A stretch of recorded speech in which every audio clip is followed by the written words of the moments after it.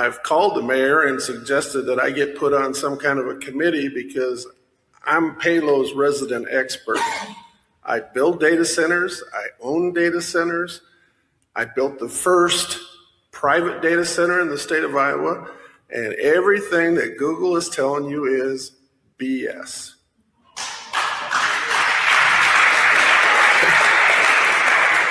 I have a data center right now that's running in Hiawatha, and I have been there 14 years and have never used 1 gallon of water.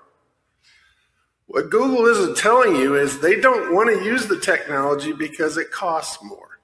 They're going to burn through the water, and when it's done, and they don't care. Then they'll put the money in. And so I can guarantee you, if you guys want to start a committee, I'll volunteer because I'm the expert. I build them. I'm working on one right now. I'm working on one in Milwaukee. I live here, and if I told you on the phone, I called you and talked to you, and I said, you should really let me help you. I never heard anything back. And I warned you. I said, my well goes dry. I'm coming after you because I know what's going on. And you can't do this. You guys have to say no water. They don't have to have it. Far be it from me to tell Doug that he's not an expert. He may be an expert in data centers, but he's not an expert in what's going on. And it's not about data centers specifically. It's related to it for sure. But what these things are is building infrastructure for something that I haven't heard anybody. I mean, I don't watch a lot of stuff on the internet. I do that so that everything that I produce is my original organic product of my original organic thinking. And if I get too many sidetracks going on, like they're saying that these centers are going to biologically converge with people, they call it wet something or other, and they're gonna tune everybody's brains and do all this shit. No, we're dealing with selfish assholes, the most selfish assholes on earth. And what they want are all the things you need. And they always operate the same way. They do a cost-benefit analysis. They take the most trusty technology that's available, and they package it up as marshmallow cream. And when you get the bag delivered, it's full of dog shit. That's the way they do it. So, without further ado, let me just lay out my hypothesis for you. I chose this presentation method because I've been racking my brains for the 2 weeks or so that I've been absent, trying to figure out a good way to put this across.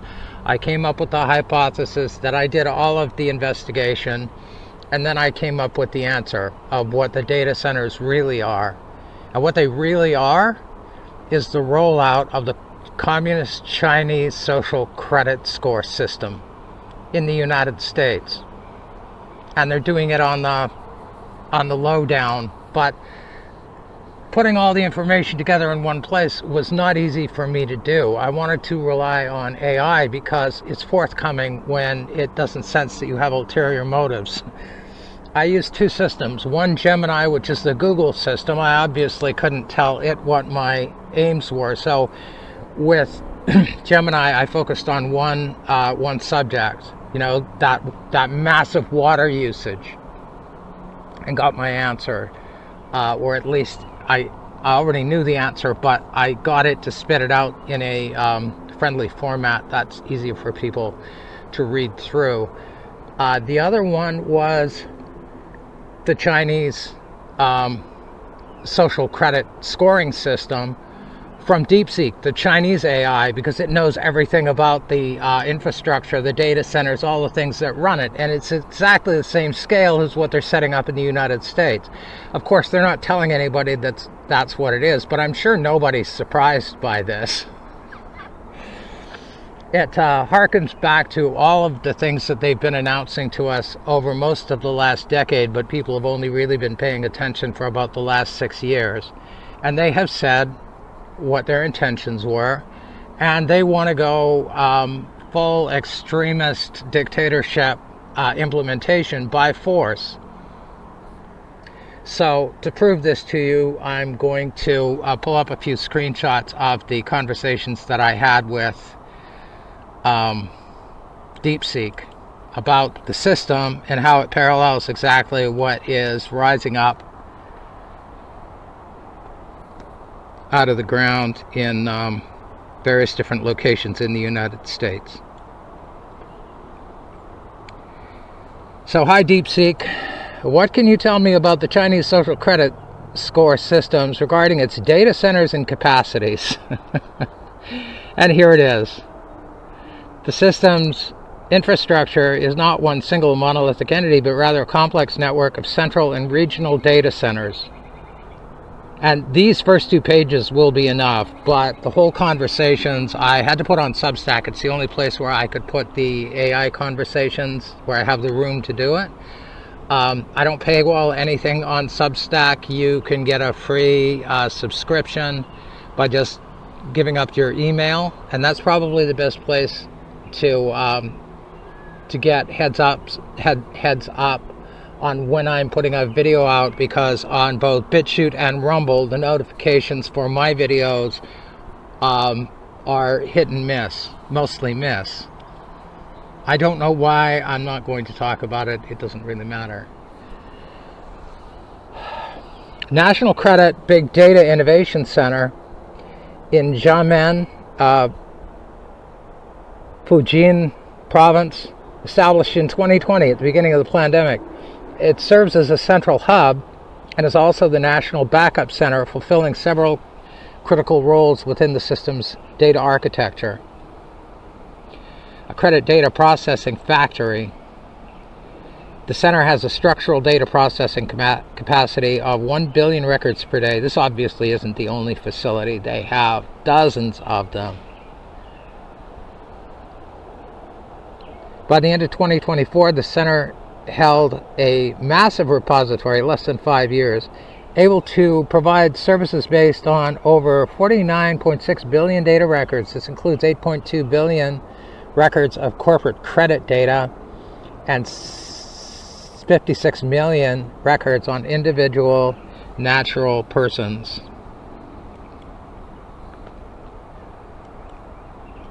And that's just the beginning. So the above part here is basically what we just covered. It's just on a table. Well, Xiamen is a key processing and storage hub. The southwestern province of Guizhou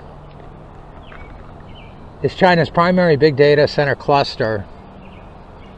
As of 2025, Guizhou had 49 major data centers,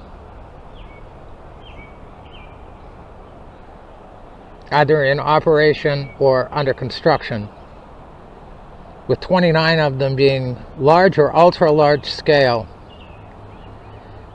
The total computing power in the province is 92.6 EFLOPS, which stands for exaflops of 92.6 quintillion. Yeah, 1,000 trillion is a quadrillion, and 1,000 quadrillion is a quintillion. Floating point operations per second. Notably, over 97% of this power is intelligent computing power designed to support advanced AI applications related to credit and finance, and facial recognition, and all of the other trappings of a social credit scoring system.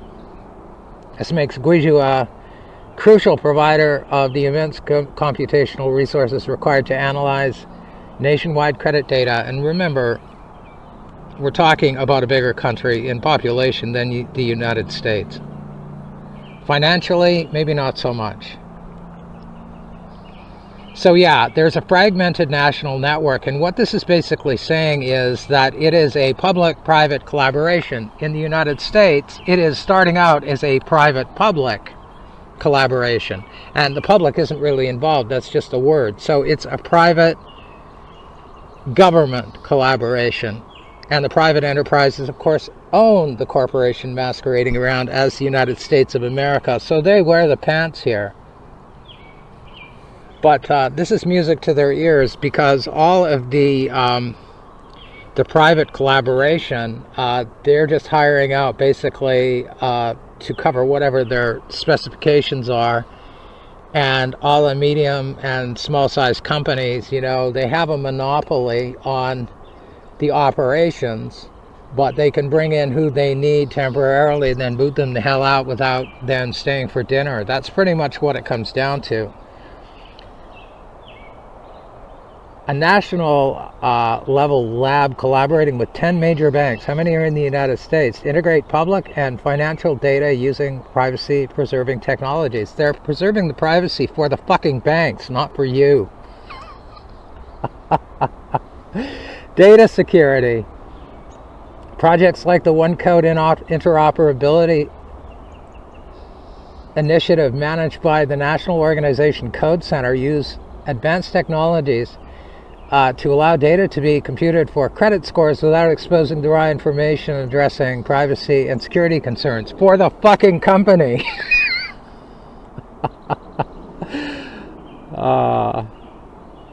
It gets better. So understanding the whole system as an infrastructure, the data clearly shows that the social credit system in China, obviously, should be understood primarily as a massive data infrastructure. An academic study described it as a national information infrastructure built to facilitate communication with the bureaucracy and provide access to administrative data. This infrastructure enables the social quantification of citizens and businesses, supporting functions that range from public administration and service provision to financial risk assessment. Because the government has its hand in everything there, they're planning on having the same thing here, except of course the government is just an employee of the private interests. And this is funny, since it didn't know exactly why I was asking these questions, DeepSeek says, are you more interested in how this data is used to calculate a credit score, or perhaps the legal framework that governs it? We don't need no stinking legal framework. This is going to be jammed up everybody's asses, because they wouldn't let it get jammed down their throats during the slow burn of the pandemic psyop. But all of it was reflected. How would this capacity, this is my question, how would this capacity compare to the massive build up of data center infrastructure being rolled out in the United States? Is the capacity they're building enough to run a similar system in the US and beyond?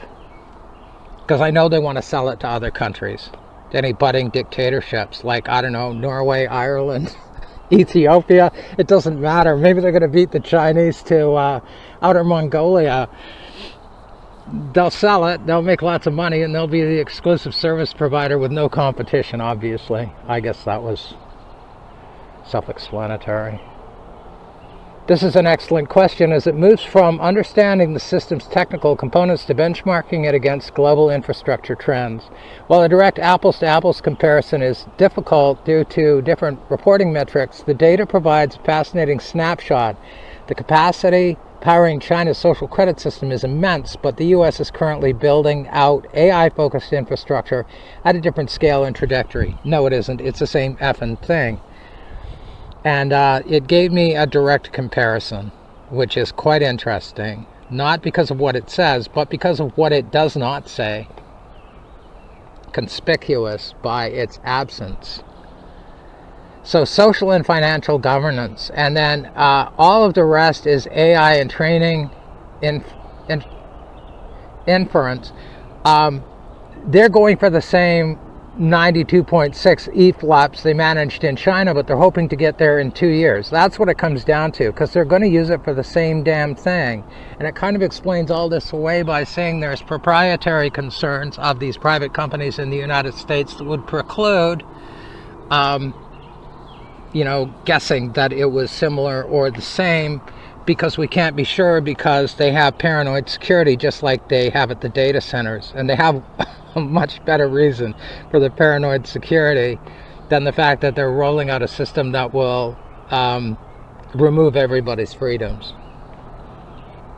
and turn the United States into a slave colony overnight. So could the US run a similar system based purely on raw computing capacity The answer is yes. The U.S. is building the horsepower to run a similar system, but it's a question of political will and data architecture, not capacity.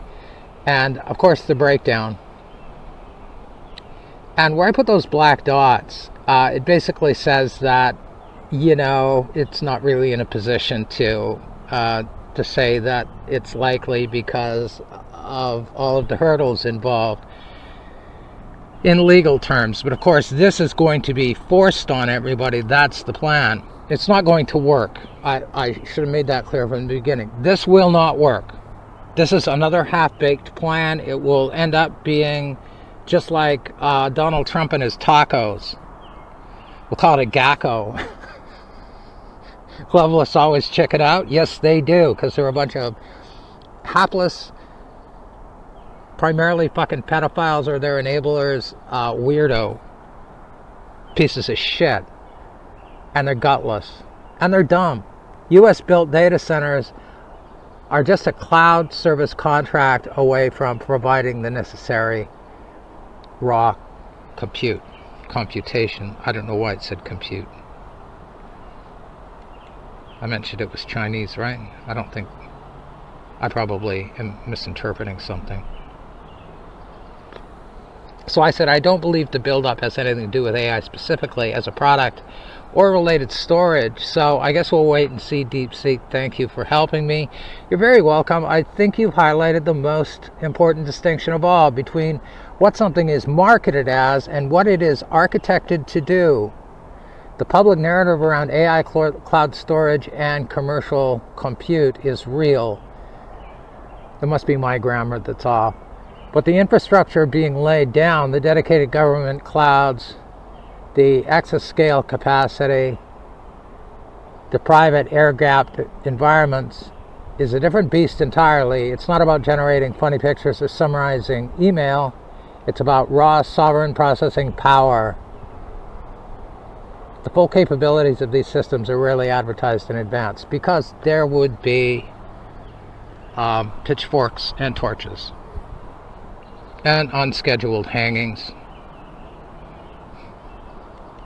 So with that, I'm going to reorient my screenshots. It's kind of hard for me to see the screen, and I'll be back to you in just a second. A few moments later. Yeah, here we go. This is the part of the video that people are absolutely going to lose their minds over. And I don't blame them, but I've kind of been living with this realization for the last couple of weeks, trying to find a way to present the information. And I will start with this little segment of conversation I had with Gemini. It explains itself perfectly. Hi Gemini, I have one last question regarding the deployment of standalone compact nuclear reactors if utilized to power data centers. How much water would these systems use? And right down at the bottom, a large-scale 100 megawatt data center running continuously for 24 hours requires 2,400 megawatts of energy per day if powered by a light water small modular reactor using standard evaporative cooling towers, which would be laid horizontal and fit within the buildings of the data center.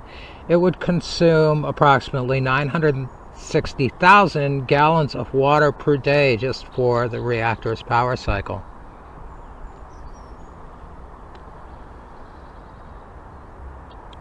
So there you have it. The water can be used and then reused, and it's polluted with strontium. When they release it back into the wild, it's also lightly radioactive. It wouldn't have achieved the EPA standards of the last 40 years, but remember, they just canceled catastrophic climate change and did some regulatory changes to reflect that. And what did they sneak through? Well, concerns of national security, for the sake of national security concerns, much like the Manhattan Project during the Second World War with the paranoia and secrecy that surrounded that one.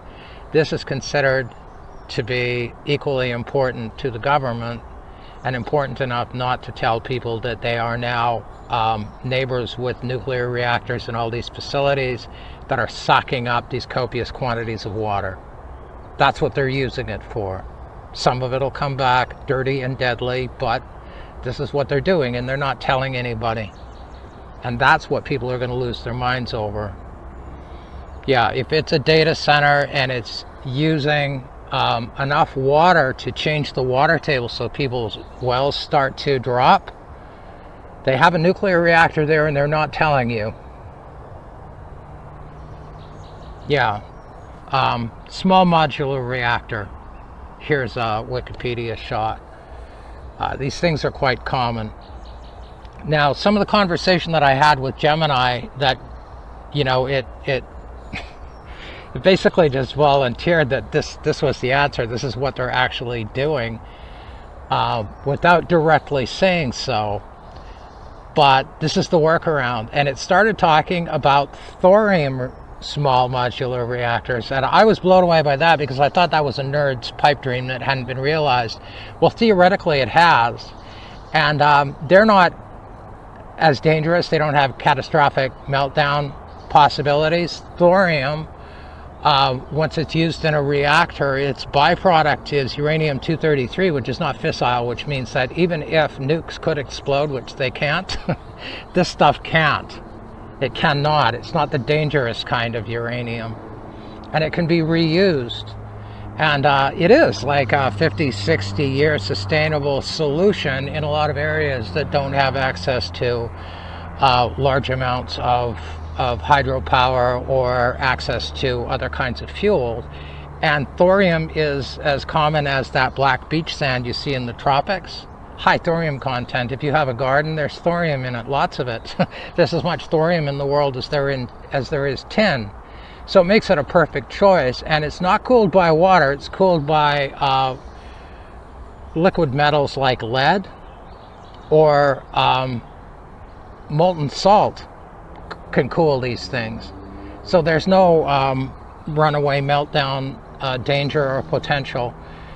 There are some dangerous gases and, you know, high pressure steam for electricity generation and all that kind of stuff. So there's still downsides, but they're going to sell everybody on complementing the grid, saying, okay, not only are we not going to draw the power from the grid, we're going to have surplus power to support the grid if it ever goes down. And we'll be doing it in an environmentally friendly way with these small modular thorium reactors. Well, even though a prototype or two has already been built, the United States data center collection is not going to be able to avail themselves of thorium reactors, maybe after 2035, but all the ones that are being built for all of the big to ultra large data centers have reactors in them, and they're not telling the public. National security. So how's that for a 1-2 punch? You know, number one, oh yeah, we're bringing in the communist Chinese social credit scoring system. Two, yeah, we built a reactor in your neighborhood. Don't worry, it's pretty safe. Is that enough for today? It's true. It's true. Anybody wants to plagiarize me or steal my ideas and spread them out to the world, you know, once it leaves my mouth, it's intended for all of the brothers, sisters, and children in humanity. I encourage you, you don't even have to cite me, you don't even have to mention me.